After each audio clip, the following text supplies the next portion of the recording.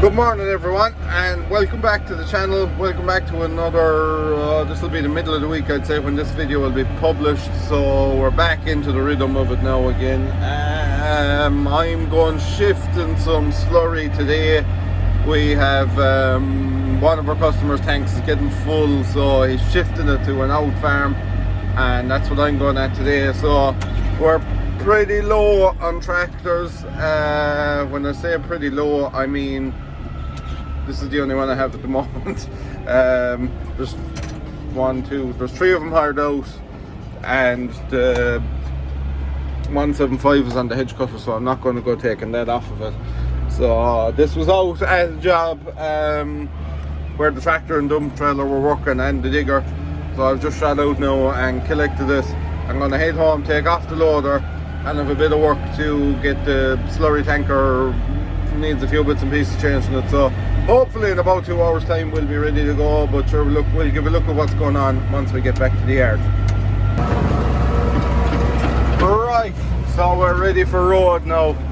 Took a lot longer than I anticipated, but what can I do? I had to pump all the tyres. I also had to put a rubber on the lazy arm. The rubber was cracked on that.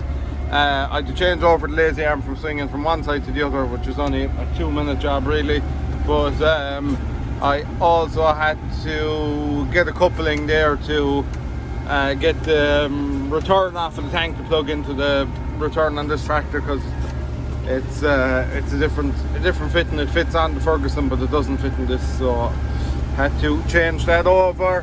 Also, I had to put some oil in the vacuum pump, and I had to put my slurry hose was up on the high spec, and the pot wasn't on the side of this tank, the lazy arm pot. So all that stuff adds up. I'd say an hour and a half spent that there. But anyway, I kind of guessed it would take a bit of time. I didn't think it would take as long, but we're going now anyway. So we're going to head off to the farm and we're going to fill up. Just making sure everything is good, getting out for my first load. Obviously I had to set up the pot anyway for my first load, but that's all set up now and she's sucking away through that. I actually haven't used the pot in a bit, but it's crazy fast to fit. It's a lot faster to fit through the 6-inch, and also you don't get the slurry frothing. A big thing with the 6-inch is you get about that much froth in the side glass. But with the 8-inch you don't get that at all, so your tank is actually full to the brim every load. So yeah, it's nearly full. I'm going to have to sit back in there. So as far as I'm aware, there was two options for the Joskin tanks. You could either have them, you could have a control box here, but this one is on total spool control. So it's pretty clever the way it's done. Basically one action is working the whole thing, which is this one. So I will show you that working there now. First of all, what it does is it pops the locks there on our lazy arm. You will see it just underneath the Joskin writing. Pops our locks, starts moving our lazy arm. At the same time, it's moving our changeover from spreading to filling. Now, once you line this up with the pot, and I hope it'll meet it here, but I'm fairly sure it will. It has some bit of forgiveness. It pressurizes down on it. Then lifts that lollipop straight in the centre, and now the tank is ready to fill. So all I need to do is turn on my PTO. It's unreal how fast it is to fill. It's just mind blowing, and the slurry is pretty thick. It's not watery at all. It really is slurry like. So I suppose we're filling now maybe a minute and a half at most. Say maybe 2 minutes 20 seconds to fill the tank, I would say. Fill it to the top. That's about what it takes. That's rapid, absolutely rapid. The bridge is also really narrow, so I have to keep it close eye crossing it to the tanker rubbing, but we will fit. I came over empty first just to make sure we would fit. Coming full, but yeah, across it there now. And we have another bridge here, but this one's a lot wider. I don't know why they built one narrower than the other one. It actually points in it's wider on one side of it than the other. It's a bit ridiculous now, to be fair. But this road, this actual road in general, until it brings us pretty much to our destination, is a pain. It's an absolute pain because people use it as a shortcut, even though it's not anything shorter. It's working for me because the two farms are on the same road, and otherwise I'd have to go into town on their own. But you just meet so many cars on this, and there's not many places to pull in once we get over further. I will show you, but even ahead of us here now there's 3 to 4 cars, so we're going to have to pull in down here and let them pass. So it's from here on the problem starts. There's relatively enough spaces to pull in along there, but it gets tricky. There's one real tricky bit, and it's just over this hump.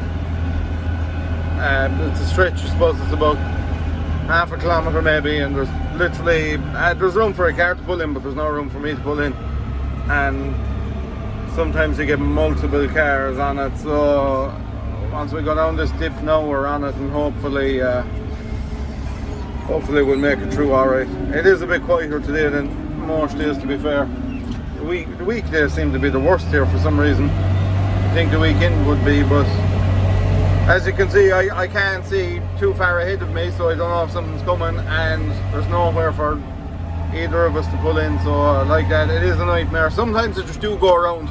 In general, if we're only coming here at silage, or if we're drawing bales, I just go around. But when I'm repeatedly, like, I'm going to lose 10 minutes every load going around, so if I draw, once I've 6 loads of them, that's an hour lost, so I don't want that. But we're good now. Once we're past that patch of it, it's okay. We're out onto a crossroad on the main road here, crossing that again, and then we're on to our destination. So once we get there, I'll show you what way I'm unloading the slurry.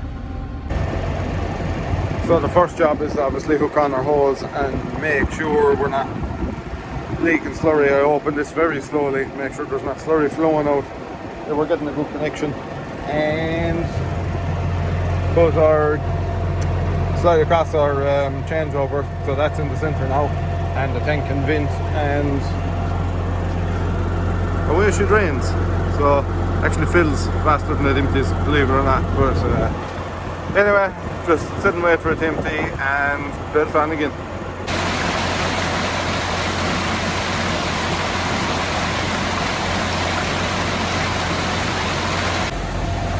So while it's emptying, I was giving a walk around, and this tractor badly needs to be brought into the shade and get a good bit of servicing done. This mudguard extension is loose, there's just a bolt holding it here, so that needs to be looked at. There's a couple of spool couplers leaking, need attention. That one actually got a smack, so that needs to be straightened out. Need to put washers on them and get them all sized up. It badly needs to be washed down, but it's been had a lot of veg work, so been getting pretty dirty at that. And tappets need to be adjusted. You can hear there's a slight tipping over, so that needs to be done. This front mudguard needs a little straightening. That obviously got a smack at some stage. And this one has really been. And I think what's been is, I think it's getting caught here somewhere. So I need to check that out.